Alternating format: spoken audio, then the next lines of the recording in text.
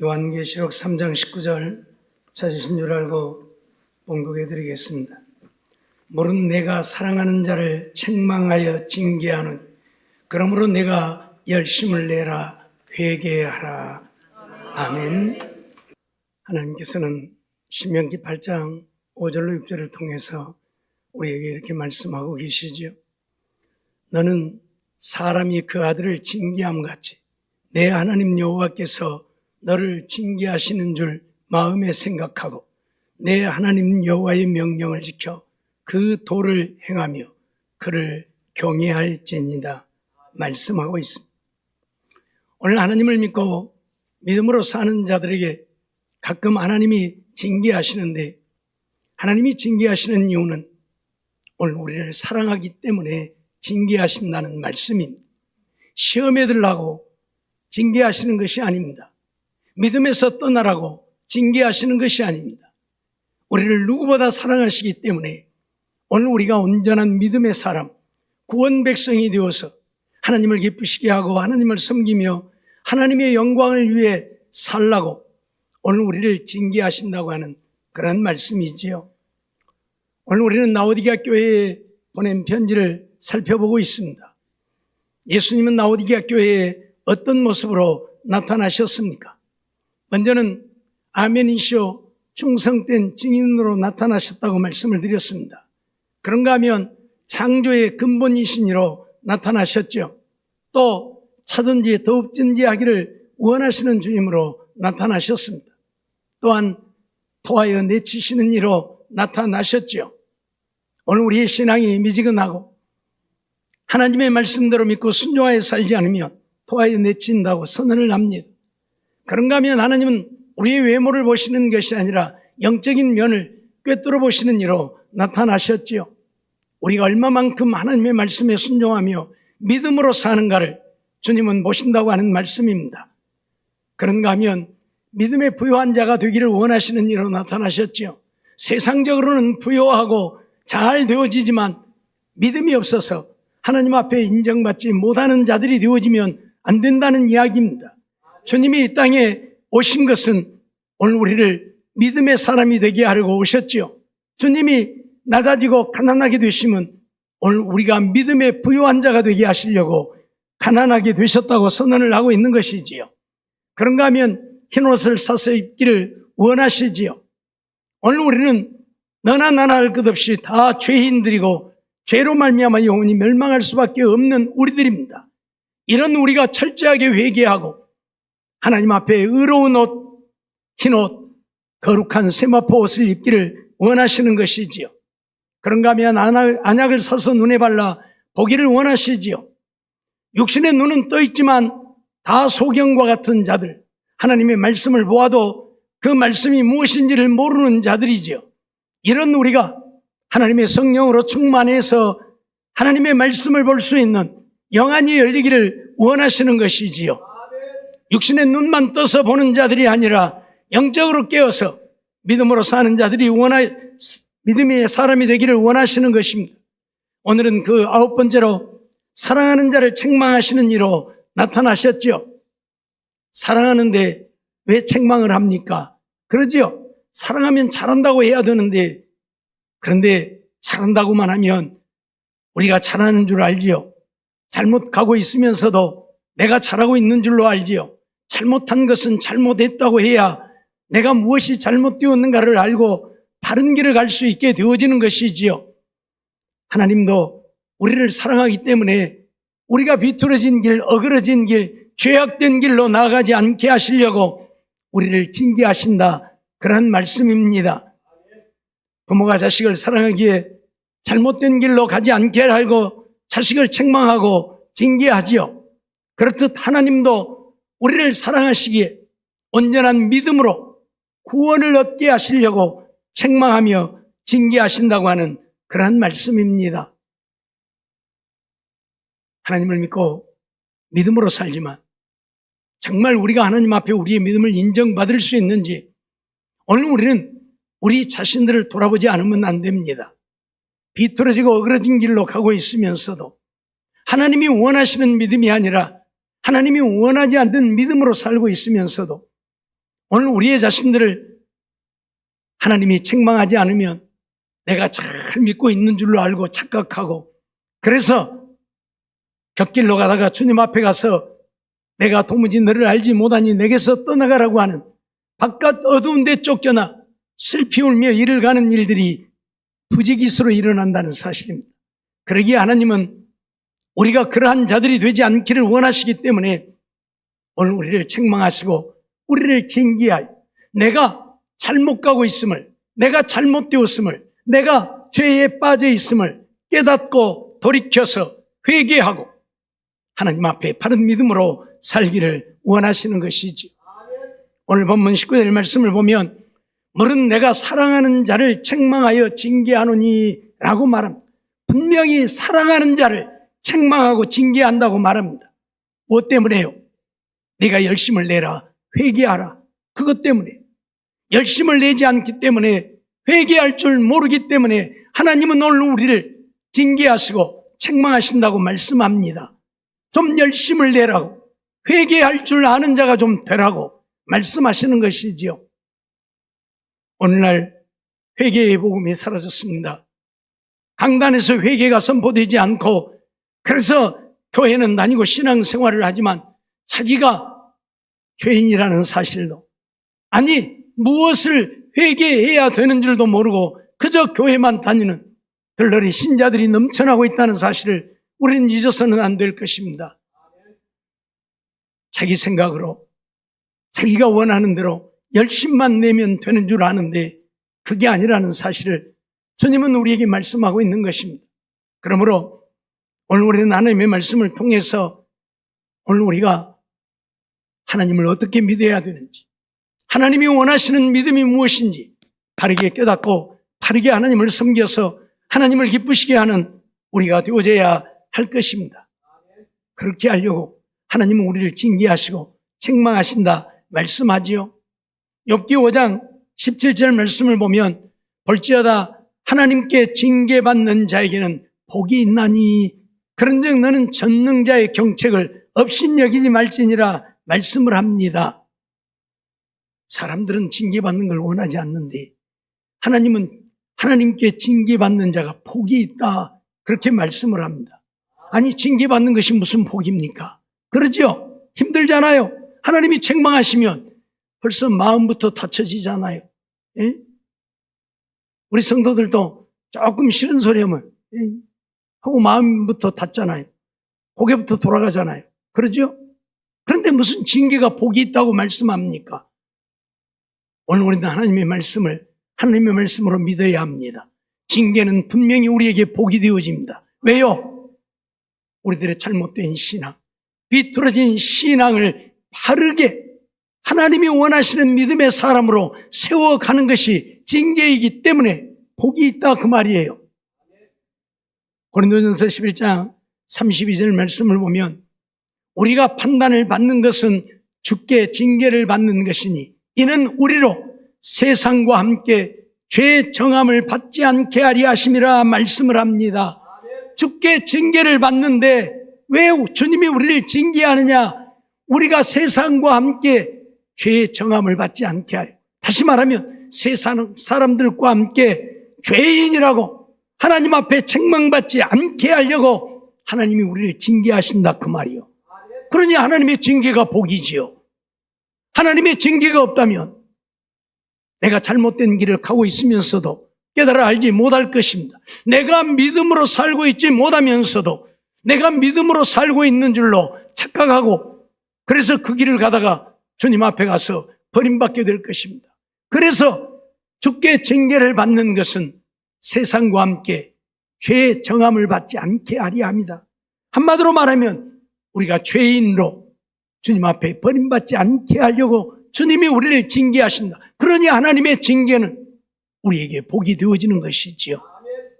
그렇기 때문에 하나님의 말씀을 통해서 나를 책망하고 하나님의 말씀을 통해서 나를 징계할 때면 시험에 들지 말고 내가 지금 하나님 앞에 바른 믿음으로 살고 있지 못하구나. 내가 하나님의 말씀대로 순종하여 살지 못하고 내 마음대로 내 뜻대로 내가 원하는 대로 살고 있구나 하는 것을 깨달아 알아야 된다. 그 말이에요. 그러려고 하나님이 우리를 책망하시고 징계하십니다. 시험에 들라고 그런 것이 아니고, 믿음에서 떠나라고 징계하고 책망하시는 것이 아니라 내 자신을 돌아보고 깨닫고 바른 길을 가라고요. 말씀대로 순종하며 살라고요. 그래서 징계하심을 기억하고, 오히려 징계가 주어지면 하나님이 나를 사랑하심인 줄 알고 감사하면서 내 자신을 돌아보는 우리의 신앙이 되어져야 할 것입니다. 히브리서 12장 10절 말씀을 보면, 저희는 잠시 자기의 뜻대로 우리를 징계하였거니와 오직 하나님은 우리의 유익을 위하여 그의 거룩하심에 참여케 하시느니라 말씀합니다. 사람들은 잠시 자기의 뜻대로 징계합니다. 자식들이 잘못되어진 길로 가면 그 자식들 잘되게 하려고 징계한다, 그 말이에요. 그러나 세상 사람들이 징계하는 것은 영혼이 잘되기 위함보다는 세상적으로 잘되게 하려고 징계하는 것이지요. 그래서 자기의 뜻대로 우리를 징계했다, 그렇게 표현을 해요. 그런데 하나님은 우리의 유익을 위해서 우리를 징계하신, 그의 거룩함에 참여하게 하려고 우리를 징계하신다, 그 말이. 오늘 우리가 하나님의 거룩한 백성이 되게 하려고 우리를 징계하신다, 그 말이에요.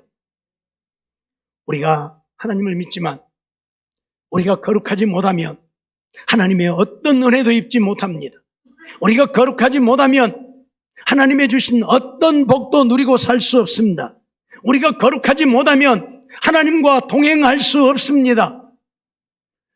우리가 거룩함으로 하나님과 동행할 때에 하나님이 우리를 지키시고 보호하시고 은혜 베푸시고 내 삶을 책임져 주시는 것이, 하나님이 우리와 동행하지 않는다면 우리가 어떻게 하나님의 은혜를 얻습니까? 얻을 수가 없잖아요. 제가 오늘 아침에 학생들한테도 그런 얘기를 했는데, 사드락과 메삭과 아벳느고 풀무불 속에 던져졌지만 하나님이 천사를 보내어서 머리털 하나 그을리지 않게 하셨잖아요. 왜요? 그들이 거룩한 삶을 사니까요. 그들이 하나님과 동행하니까요. 하나님이 그들을 지키시고 보호하시는 것입니다. 오늘 우리는 하나님의 은혜가 아니면 살 수 없는 존재들이잖아요. 우리가 무엇을 할 수 있습니까? 아무것도 할 수 없는 무지하고 무능한 자들일 뿐입니다. 그렇죠? 늘 말씀드리지만 잘난 게 뭐가 있어요? 아무것도 내놓을 것 없는 인생들이에요. 그럼에도 불구하고 오늘 우리가 하나님을 믿고 하나님 앞에 거룩한 삶을 살기만 하면 하나님은 누구보다도 우리를 사랑하시고 우리와 함께 하시고 내 삶을 책임져 주시고 우리의 가는 길을 인도하셔서 가는 길이 평탄하고 형통하게 하신다, 그런 말씀이에요. 하나님의 은혜가 우리에게 임해야 오늘 우리는 이 험한 나그네 인생길을 능히 이기고 승리할 수 있습니다. 마귀는 오늘 우리를 죽이려, 멸망시키려, 우리를 삼키려 하지만 정말 우리가 하나님과 동행하면 마귀가 감히 우리를 얼씬도 못하게 할 것입니다. 하나님이 나의 하나님이 되셔서, 하나님이 내 우편에서 나의 그늘이 되어주셔서 밤에 달도 낮에 해도 우리를 상치 못하도록 지키시는데 감히 마귀가 우리를 어떻게 해야겠습니까? 그러니 우리는 하나님과 동행하는 자가 되어야 합니다. 그러려면 오늘 우리가 거룩한 삶이 되어야 한다, 그 말이에요. 그래서 하나님은 우리가 거룩하지 못할 때에 우리를 책망하시고 우리를 징계하셔서 거룩함에 참여하게 하시는 것입니다.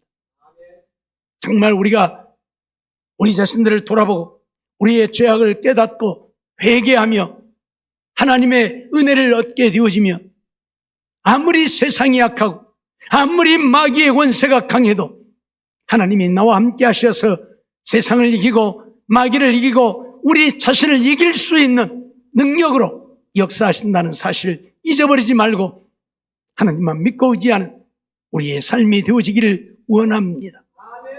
하나님은 전능하신 하나님이시잖아요. 만왕의 왕이시잖아요. 우주 만물을 지으신 창조주시잖아요. 적은 자도 살리는 능력의 하나님이시잖아요. 그 하나님이 나와 함께 하는데 감히 누가 우리를 해야 합니까? 감히 어떤 질병이 우리를 넘어뜨릴 수 있습니까? 믿음으로 주님을 의지하면 주님은 우리의 믿음대로 역사하십니다. 주님 늘 말씀하시잖아요. 내 믿음대로 될지어다. 내 믿음이 너를 구원하였다. 내 믿음이 너를 낫게 했다. 선언하십니다. 그 하나님이 나와 함께 하시면 무엇이 문제입니까? 그 하나님이 나와 함께 하지 아니하니까 내 힘으로 세상을 살아가야 되니까 힘들고 어렵고 고통스럽고 괴롭고 그러다가 낙심하고 좌절하고 절망하는 것입니다. 그러나 하나님이 함께 하시면 우리는 능히 세상도 이길 수 있고 마귀의 원세도 이길 수 있고 우리 자신도 이길 수 있다는 사실 잊어버리지 말고 주님이 징계하실 때에 내가 하나님을 바로 섬기지 못하고 있구나 하는 것을 깨닫고 회개하고 돌이켜 하나님 말씀대로 믿고 순종함으로 주님과 동행하는 삶이 되어지기를 원합니다. 잠언 3장 11절 말씀을 보면 내 아들아 여호와의 징계를 경히 여기지 말라. 그 꾸지람을 싫어하지 말라.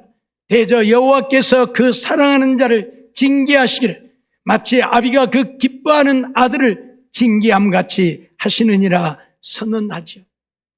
여호와의 징계를 경히 여기지 말라. 가볍게 여기지 말라. 왜요? 하나님의 징계는 나를 살리는 것이 되기 때문에, 하나님의 징계는 나를 구원하는 것이 되어지기 때문에 경히 여기지 말라 그 말이에요. 꾸지람도 싫어하지 말라 그 말이에요. 사람들은요 칭찬받기만을 좋아해요. 그래서 누가 조금만 싫은 소리 해도 팍 그러죠? 고개 돌리고 가요. 상종도 안 하려고 해요. 그러나 하나님의 징계, 하나님의 꾸지람을 우리는 경히 여기지 싫어해서는 안 된다는 이야기입니다. 왜요? 나를 살리기 위한 것이기 때문에요. 내게 은혜를 베풀려 하시며 내게 복을 주려 하심이기 때문에 우리는 싫어해서는 안 된다는 이야기입니다. 아버지가 기뻐하는 아들은 징계하잖아요. 책망하잖아요. 너 그러면 쓰겠냐고. 너 그렇게 잘못하면 되겠느냐고. 사랑하지 않는 자식은 책망하지 않아요. 버린 자식은 잘못하든지 말든지 살든지 말든지 내버려둬요. 그러죠? 근데 사랑하는 자식은 잘못되면 안 되니까 책망하잖아요. 그렇듯 여호와께서도 그 사랑하는 자를 징계한다고 분명히 선언합니다. 그런데 하나님의 말씀을 받을 줄 모르니까 조금만 내 귀에 거슬리고 듣기 싫은 소리 하면 시험에 들고 교회 안 나오고 믿음에서 떠나려고 하는 것, 내가 얼마나 잘못되어진 자인가를 반증하고 있는 것입니다. 잊지 말고 하나님의 말씀을 통해서 내게 거슬리는 말씀이 들려지면, 내가 시험 들 만한 말씀이 들려지면 나 교회 못 다니겠다가 아니라 하나님이 나를 사랑하시니까 정말 나 같은 것도 사랑하셔서 버리지 않고 믿음의 사람 되게 하려고 하나님이 책망하시는구나 하고 깨닫는 우리가 되어지기를 원합니다. 히브리서 12장 7절 8절 말씀을 보면 너희가 참음은 징계를 받기 위함이라 말씀하면서 하나님의 아들과 같이 너희를 대우하시나니 어찌 아비가 징계하지 않는 아들이 있으리요 라고 말씀하죠. 하나님이 우리를 아들과 같이 대하신다. 우리를 아들로 여기신다 그 말이에요. 그러니까 우리 책망하신다, 징계하신다 그 말이에요. 아비가 징계하지 않는 아들이 없듯이 하나님도 우리를 아들로 여기니까 책망도 하시고 징계도 하신다 그 말이에요.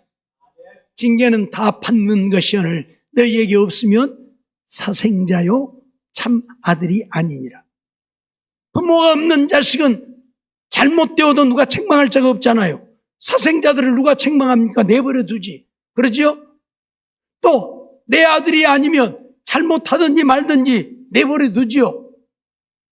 과거에는 옆에서 누가 잘못하면 그러면 안 된다고 나무래기도 하고 책망도 하고 했지만 요즘에는 안 됩니다. 그러면 큰일 나요. 달라들어요. 화를 입어요. 그래서 요즘에는 내버려 둬요. 내 자식 아니면 잘못하든지 말든지 비뚤어지든지 말든지 내버려 둬요. 세상이 그렇게 되어버렸어요. 어찌되었든 간에 내 자식 아니니까 내가 간섭할 이유가 없는 거예요. 내 자식 같으면 내버려 두면 안 되잖아요. 그렇죠? 잘못되는 걸 보겠습니까? 바른 길 가게 해야죠. 그렇듯 하나님도 우리를 아들로 대우하고 여기시기 때문에 우리를 징계하신다. 그러니 징계가 임하면, 책망이 임하면, 하나님이 나를 버리지 않고 나를 아들로 여기시는구나.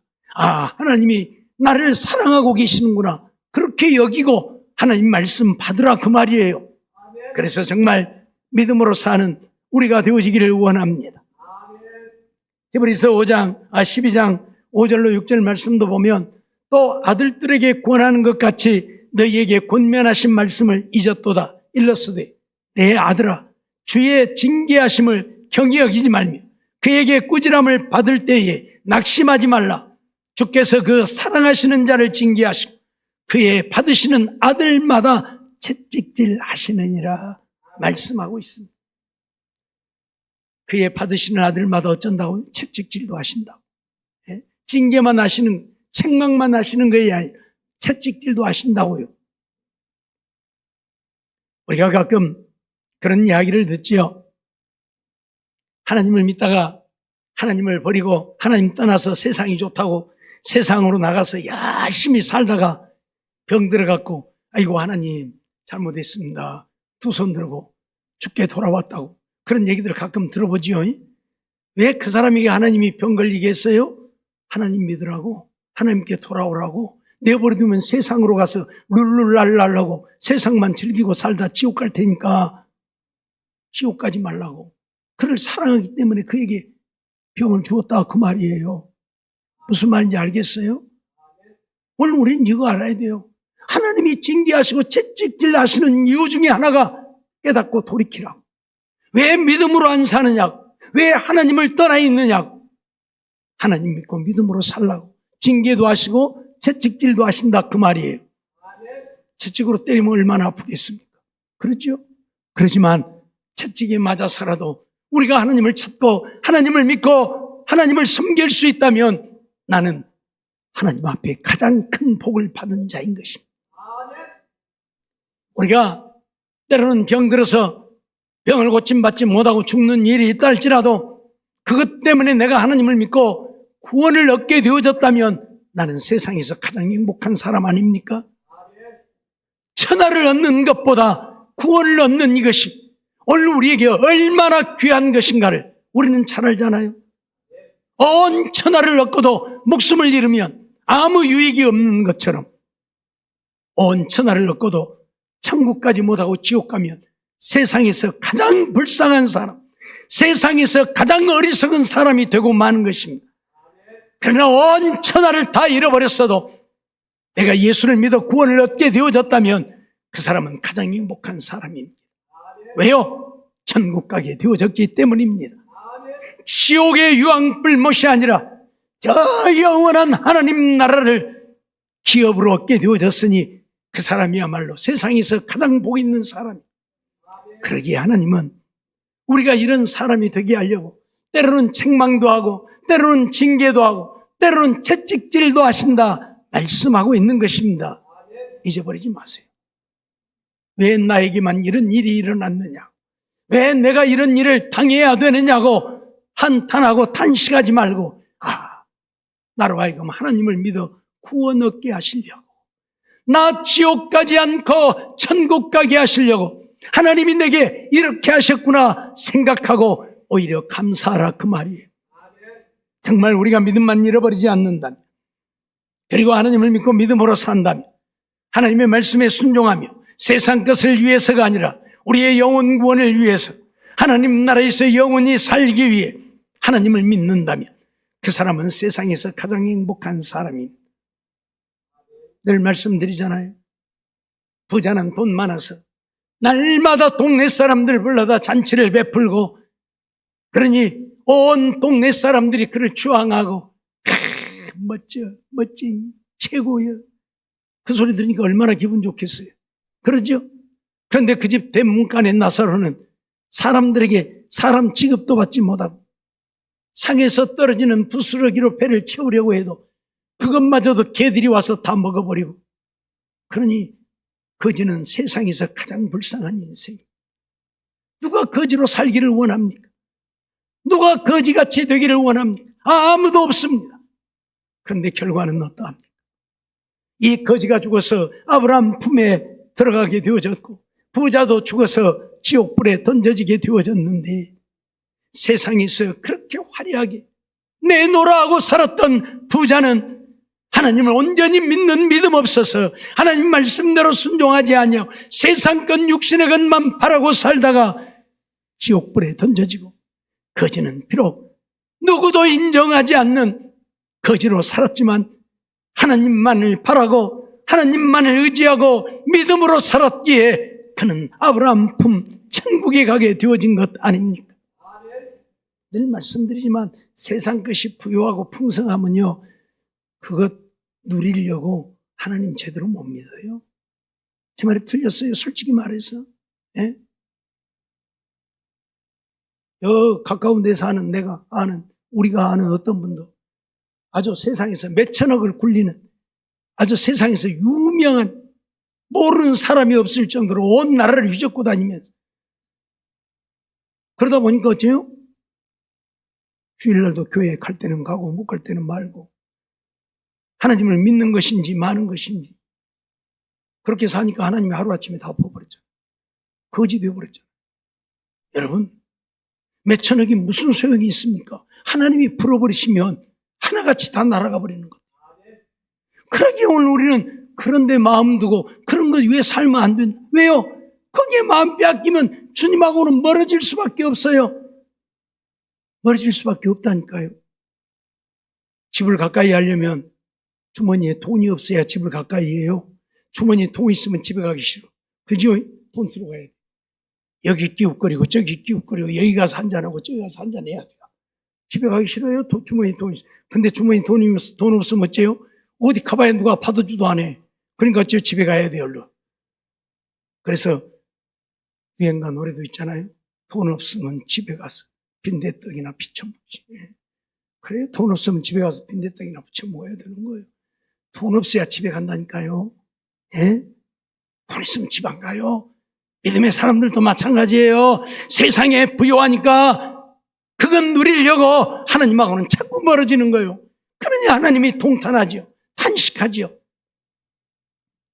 그래서 주님을 따르겠다고 하는 자들에게 주님이 하시는 말씀이 뭐예요? 네가 다 팔아서 가난한 자들에게 다 줘버리고 그리고 와. 그러죠? 제발 좀 다 팔아서 줘버리고 와라. 예, 네 부모나 형제나 전토나 다 버린 자마다 100배나 복을 받을 것이다.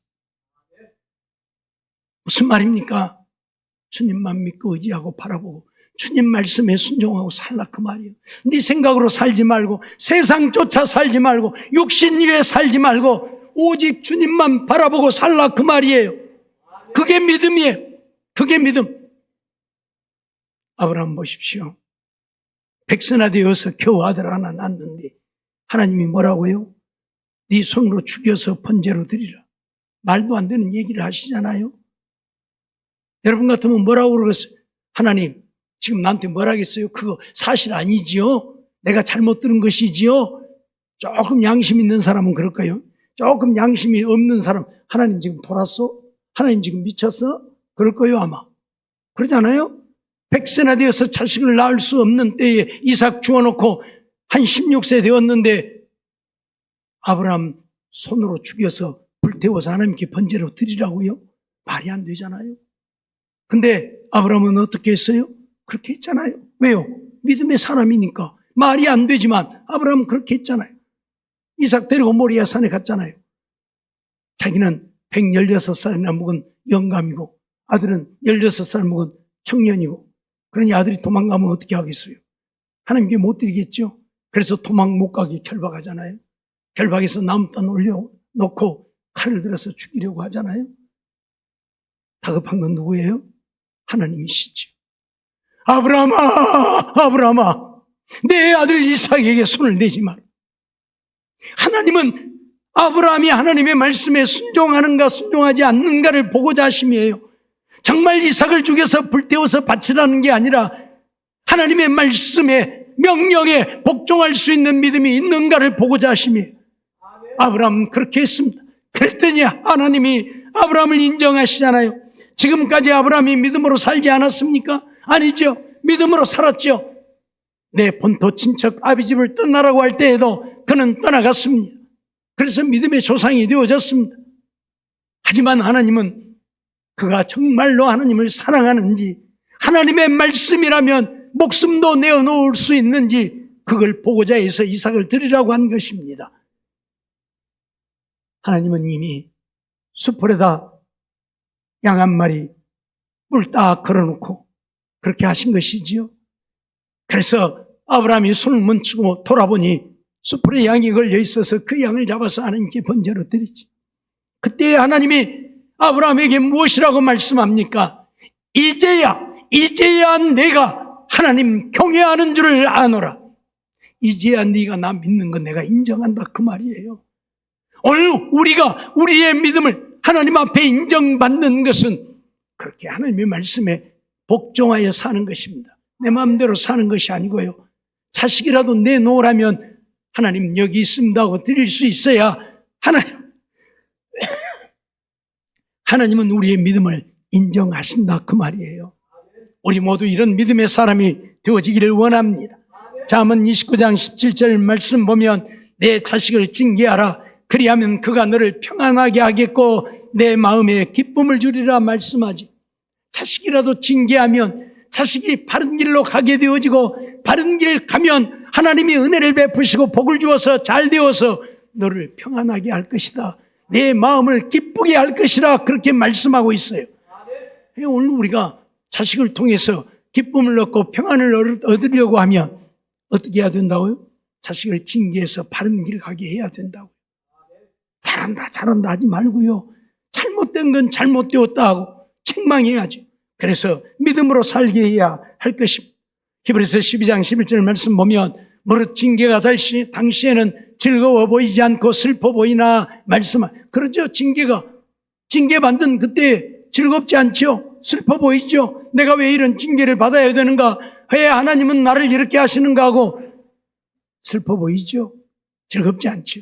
그러나 후에 그로 말미암아 연달한 자에게는 의의 평강한 열매를 맺나니 말씀합니다.